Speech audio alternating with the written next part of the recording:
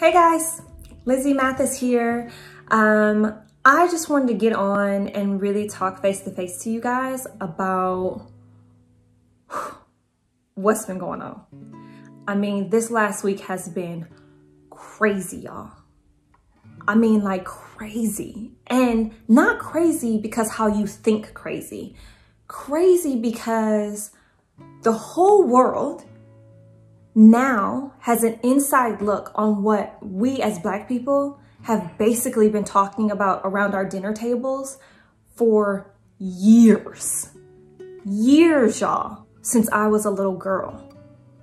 I mean, these are conversations that my grandparents had, my mother had with her friends, and we overheard, and then conversations that were had with us as we grew into adulthood, meaning me and my older brothers. And so what's crazy is that now it's center stage, and now the world is listening in on all we have to say. Talking to my mom, this is very reminiscent of times in the past, and it's heartbreaking for her to see that a lot of things haven't changed. In my lifetime, I feel like it's the first time people are really listening and hearing and speaking freely on how hurt they are, how confusing it is, how alienating at times it feels for the Black community. For me, the last few days, I have been taking a seat and just watching and seeing how eye-opening or how eyes closed shut people have chosen to be. But it is a very hurtful time for African Americans right now. And not to say that it hasn't been for a while, but right now I think we are finding a voice together that we haven't found in a really long time. And right now we are uniting as one, and as one people that we haven't done in a really long time. And that's why I feel like I really hope that this moment doesn't just fade. Now, there have been so many people, and people who are much more authority than I am, sharing so much great information on how you can give back, how you can help, how you can move this movement further and forward, and how you can't just sit back and expect it just to happen, that there are ways that you can take action. There are ways that you can help donate. There are petitions you can sign, ways you can get out and vote. And those are major. I also believe that it really does start at home. I really do. I believe that if you're not talking to your kids at the dinner table, if you are not reinstilling this thought, then we've lost. These conversations of systemic racism are hard ones to have at home, right? Especially for people who aren't of color. I have 3 children, and my kids are 8, 5, and 2. It is our job to reinforce how beautiful they are. It is our job at home to reinforce how smart they are. It is our job at home to reinforce how important they are and how loved they are at home, and give them as much of a solid foundation here as we possibly can. Because to be honest with you, the world hasn't proven to us that they will reinforce that in our kids. The world has shown us over time that our kids aren't as important. Our kids aren't as loved. Our kids aren't as cherished. Our kids aren't as valued. Now, simultaneously, I believe in every non-Black household, they also have to reinforce this love and this importance and this value. But the benefit that they have over us, and this is part of systemic racism, is that the world will also reinforce it to them. The world will also let them into universities that without affirmative action, Black people may not get into.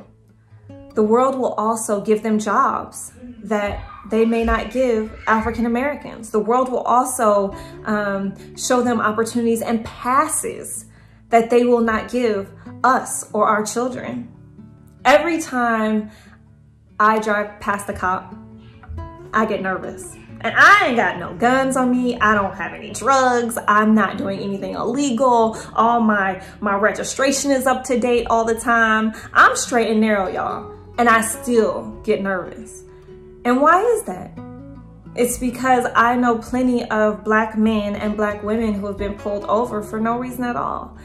For simply the car that you're driving in, whether it be super hoopty or whether it be super nice. Doesn't matter. I think that's something that a lot of my non-Black friends never feel.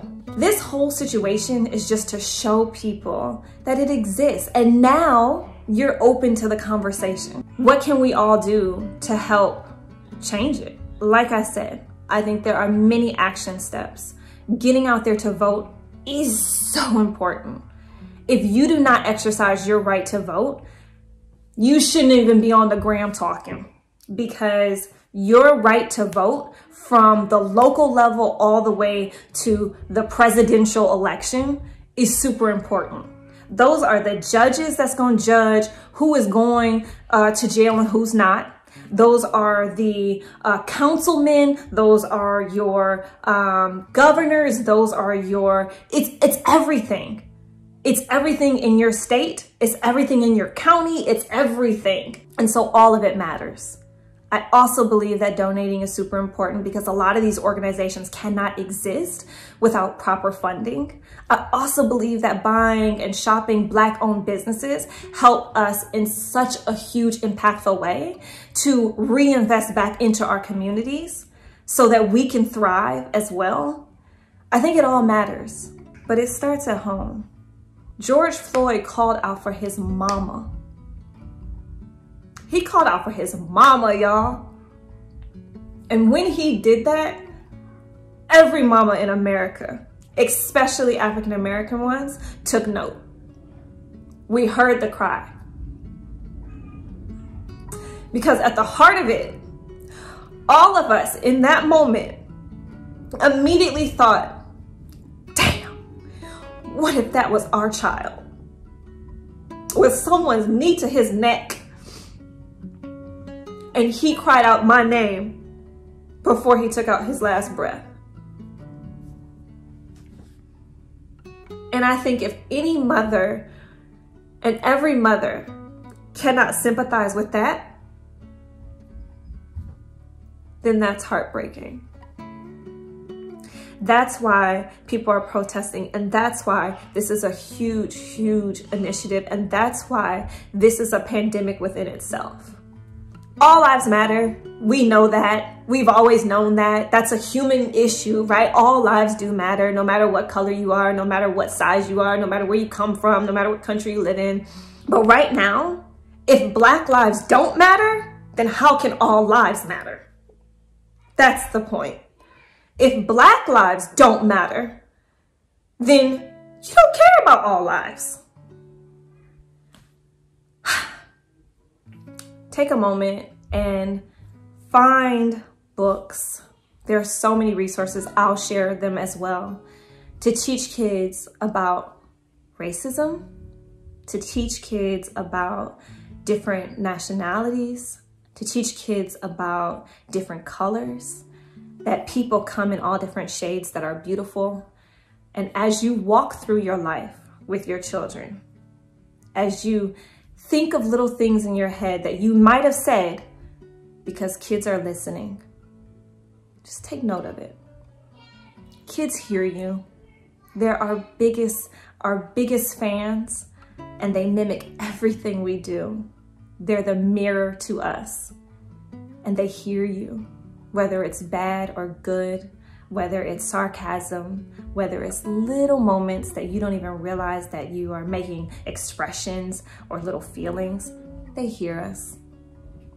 And so as a mother of 3 kids, as a wife to a Black man, I ask you to really take note of the little things, because that's where systemic racism begins. It begins in the home. It begins with you and me, and it begins with our kids. And if our kids can change those behaviors, and if our kids can show us anything, then we've won. All right, y'all. Share comments. I want to hear what you have to say. I want to hear it too. I want to hear how you've been doing during all this. I want to know. Bye.